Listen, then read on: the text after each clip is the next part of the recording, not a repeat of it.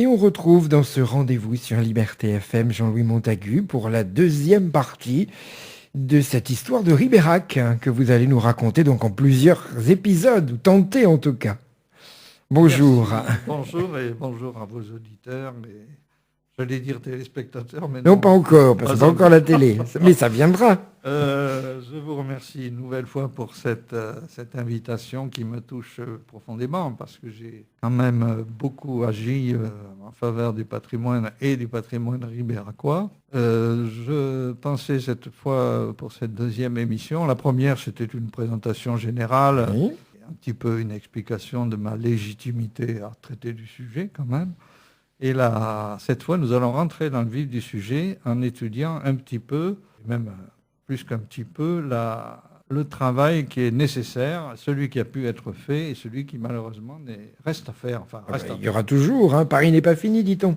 Voilà, alors je continue à lancer un appel aux bonnes volontés, bien sûr, parce qu'en particulier via notre groupe Facebook qui s'appelle Cercle Arnaud Daniel Patrimoine Ribéracois, nous continuons d'animer depuis 6 ans maintenant ces activités et nous avons des contributions qui nous arrivent comme ça. Il y a pour l'instant 55 membres, c'est trop peu et il faudra qu'il y en ait de plus en plus. Enfin, bon, Pour faire de la pub. Voilà. Et d'ailleurs, parmi nos outils de diffusion, je cite Liberté FM. Qui Et vous avez bien raison. Un vecteur, ce qu'on appelle un vecteur privilégié auprès des auditeurs locaux et régionaux. Enfin, je suppose que vous allez jusqu'au Sud-Charente. Et au-delà, grâce à Internet, évidemment. Ah oui, donc même l'outre-mer. Ah, mais même bien sûr, l'outre-mer, les États-Unis, nos amis canadiens, etc. Bon. Eh bien, mais revenons à Ribérac. Bienvenue à tous. Alors on y va. On dans le vif du sujet. Donc j'expliquais qu'une commission extra-municipale avait été créée fin novembre 2014, qui est composée de 7 à 8 membres. Enfin bon, il y en a certains qui étaient plus présents que d'autres et plus actifs parce que tout le monde n'avait pas les mêmes activités. Certains étaient d'ailleurs déjà engagés soit auprès de la Chape, soit auprès d'autres associations. Bon, et moi j'étais engagé par un mandat municipal, donc un peu obligé, entre guillemets, de m'activer sur le sujet qui d'ailleurs me passionne depuis toujours, pour des raisons que je vous expliquais, donc familiales. Alors, on peut dresser maintenant un premier bilan. J'avais signalé qu'à la première réunion, il y avait une espèce de fièvre activiste, parce qu'il visiblement, il y avait une tension pendant cette réunion que j'ai sentie, parce qu'il y avait trop de passifs. Il y avait des gens qui avaient été écartés de ça depuis longtemps. Le fait de les retrouver réunis, disons que ça a créé une espèce d'enthousiasme et beaucoup trop parlé en même temps, donc on a été un peu brouillon, je dois dire. Après, il a fallu, pour moi, ce genre de commission n'est efficace qu'à condition de respecter certaines étapes. La première étape, c'était définir de quoi on parle, son objet, c'est-à-dire qu'est-ce que le patrimoine pour nous. Alors, le patrimoine culturel, c'est ce que je vais vous dire. Ensuite, c'est bien sûr quels sont les acteurs du patrimoine autour de nous. Ensuite, c'est quels sont l'état de nos recherches actuelles ou passées. Ensuite, des rencontres éventuelles avec des acteurs quand on aura des projets précis. Et enfin, une proposition de stratégie pour le patrimoine ribéracois. Voilà un petit peu en quelques mots les schémas de ce que je vais vous expliquer aujourd'hui. Alors, le patrimoine culturel, disons la définition officielle, c'est l'ensemble des biens matériels ou immatériels ayant une importance artistique ou historique et qui appartiennent à une entité, alors on appelle entité privée, bon ça c'est du juridique, une personne, une entreprise, une association ou une entité publique, et c'est notre cas, une commune, un département. Nous, c'était la commune et je dirais plus largement la communauté de communes qui nous intéressait. Un périmètre quand même assez large. Sachant qu'il reste, et M. Mazière ne m'en voudra pas si je reviens sur le sujet, il reste ce fameux litige Ribérac, c'est le Périgord blanc ou le Périgord vert. Ça dépend des versions des uns et des autres. Alors, dans les guides touristiques que j'ai retrouvés, les anciens guides qui traînent encore, c'était Périgord vert. Mais pour d'autres, c'est Périgord blanc. Mais figurez-vous que ça change tout, en particulier au niveau des financements. Parce que Périgord blanc, ça nous rapproche de Montpont, de Périgueux. De la vallée de l'Île. Voilà, et la vallée de l'Île, Saint-Astier. Et tous ces gens-là bénéficient de financements énormes. Alors, je ne parle pas du Périgord noir, qui est la priorité des priorités, parce que Voilà. Et voilà, donc il fallait définir un périmètre. Bon, on est resté Périgord vert avec une tendance Périgord blanc. Parce qu'on se dit, si on peut faire quelque chose avec eux, et souvent les coopérations sont très fructueuses, parce que quand ils font des recherches chez nous, on peut obtenir des financements communs. Voilà. Enfin bon, le but n'était pas non plus que de chercher des finances, faut pas. Mais enfin, ça peut être utile à savoir. Alors, ce patrimoine donc public, parce que pour nous c'est surtout public, cet ensemble de biens culturels est généralement préservé, restauré, sauvegardé et montré au public. Pour nous, qui dit patrimoine, c'est transmission. Le but, c'est la transmission aux générations futures de notre héritage. Voilà. Je crois que c'est clair. On a bien compris, ben Voilà. oui, ça paraît logique. Alors, les manifestations, c'est les journées européennes du patrimoine, c'est des visites privées ou publiques, par exemple, visite de l'église de Ribérac ou visite de tel ou tel château des environs, gratuitement ou pouvant être payantes, suivant qu'il y a des conditions pour pouvoir financer des restaurations. Les châtelains sont parfois obligés de faire visiter leurs propres appartements. On parlait récemment de la Vassaldi, c'est Par un peu exemple, le cas. pas que. Voilà. Alors, au niveau touristique, je vais maintenant vous citer quelques chiffres, quand même, pour situer le problème. Parce que pour nous, il y avait une implication aussi sur l'emploi local et le nombre de visiteurs. Parce que le patrimoine, c'est aussi pour attirer des gens. Si on néglige le patrimoine, on se prive d'un certain nombre de visiteurs, comme je vous le montrerai plus tard. 300 000, alors maintenant, il paraît que c'est 400 000 visiteurs à Lascaux. Parce que le Périgord est très visité par l'étranger, enfin, sauf en ce moment, mais ça, il y a des Il n'y a raisons. rien là. 400 000, je pense, visiteurs grâce à Lascaux 4, 100 000 sur Périgueux, donc vous voyez, c'est déjà moins visité.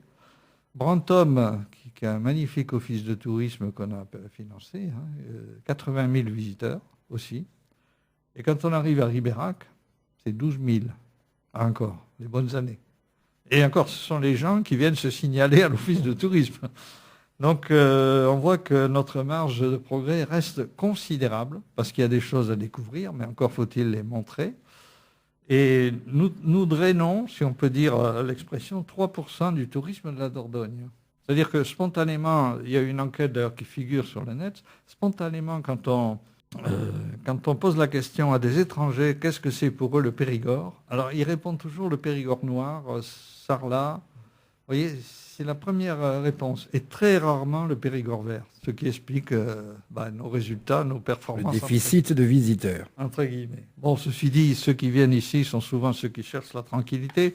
Je préfère qu'on ne soit pas comme Sarlat, où on se piétine et il n'y a pas de possibilité forcément de stationnement. Voilà. Donc, voilà pour le cadre général, qu'est-ce que le patrimoine et qu'est-ce qu'on peut s'attendre à rechercher au niveau du tourisme. Ça vous va pour l'instant? Impeccable. Alors, on peut passer au point suivant, Ben oui. c'est le constat et les acteurs. Le constat, c'est l'étude des documents publics, alors disponibles ou non, et puis les acteurs qu'on a pu contacter. Honnêtement, pour moi, c'était un sujet où j'étais un peu débutant au début.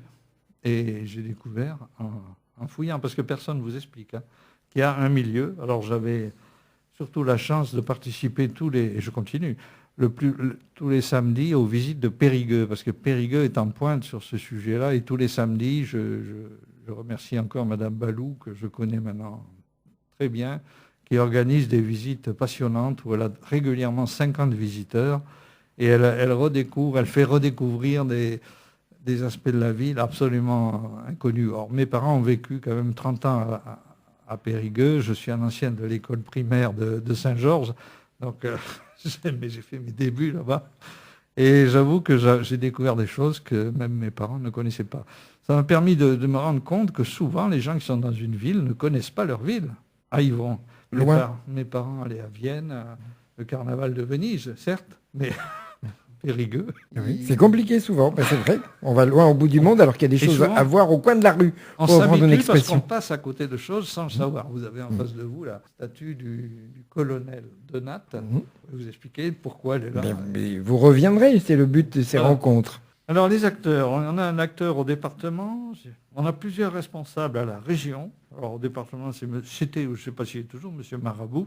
À Périgueux, donc, il y a le service du patrimoine qui est très, très compétent, qui a des stagiaires, qui étudie les archives constamment. Vous avez aussi donc la CHAP, la fameuse CHAP, Société historique archéologique du Périgord, qui comporte un nombre de membres assez innombrable, je ne sais plus combien, peut-être 900 ou 1000, et qui se réunit et qui est vieille d'un siècle et demi. Enfin, j'en fais partie d'ailleurs. Vous avez aussi un cercle moins connu, c'est le cercle historique et généalogique du Périgord, qui a pas mal de membres également, et qui est centré, lui, sur la généalogie. Alors, il fait des livres, commune par commune, il a pour des années de boulot, mais il est déjà passé à Ribérac, et je vous en parlerai, parce que vous avez aussi, pourquoi le taire, la communauté de communes. Bon, c'était M. Sanran à l'époque de Tocane, je ne sais pas si c'est toujours lui. Avec les changements électoraux, je ne sais pas ce qui c'est, je n'ai pas suivi la nomination. Vous avez les services municipaux, comme les offices de tourisme, et certains conseillers, ce que j'appelle les conseillers experts. Alors vous avez cité quelques noms tout à l'heure, qui sont des gens qui ont fait des études. Bon, ici, évidemment, on est basé sur 2 livres de base, autant les citer, d'un conseiller expert qui nous a quittés il y a longtemps, M. Dussolier, qui était l'historien local et qui a écrit deux bouquins qu'on trouve à la bibliothèque et qu'on peut acheter, Histoire de Ribérac et du Ribéracois. Et puis vous avez Chassin, alors c'est le frère ou le cousin du curé Chassin de l'époque, qui a écrit, je ne sais plus quoi, Histoire du Ribéracois aussi. Là, c'est plutôt des anecdotes. Mais c'est très riche tout ça. Très riche et peut-être un peu fouillis, parce qu'il faut, quand on veut trouver... Moi, je suis un inconditionnel de la chronologie. Quand on veut trouver une chronologie, il passe du coq à l'âne d'un épisode à l'autre. Alors, il faut la reconstituer en les remettant dans l'ordre. Mais enfin, c'est précieux, parce qu'il s'occupe à la fois des faits divers comme des faits politiques importants. Bon, donc il faut faire un tri dans tout ça. Mais c'est un travail qui a été... J'allais dire, on cherche des successeurs à ces gens-là. Enfin, du moins, on a essayé modestement de prendre le relais, quoi. C'est pas mal. J'oubliais aussi la ferme du Parcours. À la ferme du Parcours, qui est présidée par l'historienne Madame Marache, de Bordeaux, mais qui fait un travail assez conséquent, qui pourrait d'ailleurs être poussé plus loin sur le passé, mais dans la double, surtout, et l'architecture. Alors, par contre, ce que j'ai remarqué et qui existe et que j'aurais aimé développer ici, ce sont des cercles patrimoniaux voisins dans les endroits peut-être inattendus, mais si vous allez à Verteillac ou à la Tour Blanche surtout, vous avez un cercle bien sûr qui est absolument remarquable, dynamique, avec M. Duverneuil qui est bien connu de la profession, qui est un brillant animateur, M. Delaville aussi, qui font des conférences historiques. Alors eux, ils vont chercher peut-être plus loin dans le passé. Nous, on s'intéresse peut-être au passé plus récent. Vous avez, par exemple, j'étais à... Et il n'y a pas besoin d'avoir un cercle forcément constitué. Vous allez à Montpont, vous avez l'auberge de l'Éclade, qui organise des conférences tous les mois. Alors bon, il faut payer le repas aussi, bon, ils en profitent, mais c'est... Pas tout avoir non plus. Voilà. Et ils organisent des conférences. Il suffit d'avoir un projecteur et un écran. Et moi, j'ai toujours mon projecteur sur moi avec l'ordi. J'ai déjà fait beaucoup de conférences, plusieurs conférences itinérantes. Voilà. Et on peut passer une soirée sur tel ou tel sujet. D'ailleurs, certains Ribéracois, ils sont allés et ont obtenu un bon succès. Voilà pour les acteurs. D'accord. Je peux passer au financement, si vous voulez.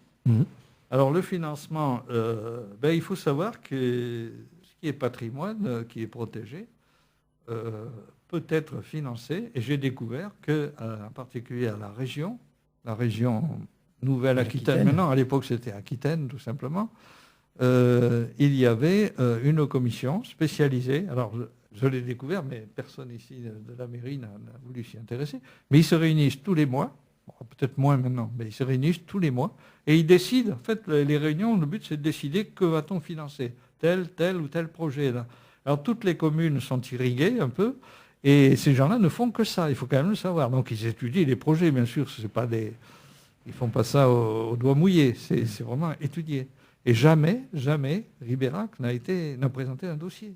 Alors que c'est de l'argent public et on a droit, comme les autres. Bon, enfin, je passe sur l'inculture qui a présidé à ce manque de dynamisme. Donc voilà, donc ça explique aussi que dans certaines régions... Alors, il y a une carte qu'il faut regarder dans mon premier diaporama dont je vous parlerai sur Ribérac, c'est quelles sont les régions qui disposent de zones protégées patrimoine en Aquitaine. Quels sont les endroits? Alors, en Dordogne, on retrouve 5 endroits. C'était ma grande surprise. Il y a en gros les Pyrénées orientales, pas orientales, en bas là. Atlantique. Voilà.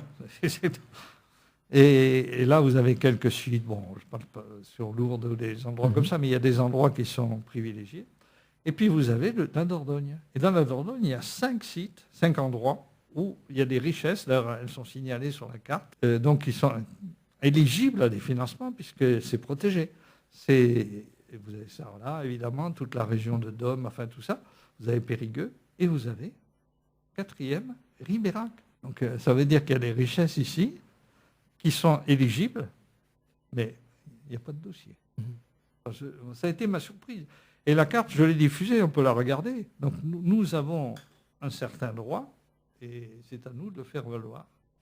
C'est pour ça d'ailleurs que je suis content de pouvoir vous en parler.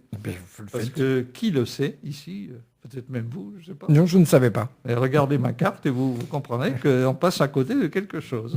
Voilà, Très bien. je pense que nous avons déjà... Eh bien, nous avons terminé cette deuxième partie, mais on va continuer cette aventure avec vous et avec grand plaisir. J'espère que je vous ai donné soif d'apprendre et de continuer. Eh bien, on continuera avec grand plaisir lors de notre prochain rendez-vous. Merci beaucoup. Merci à tous vos auditeurs et à la prochaine rencontre.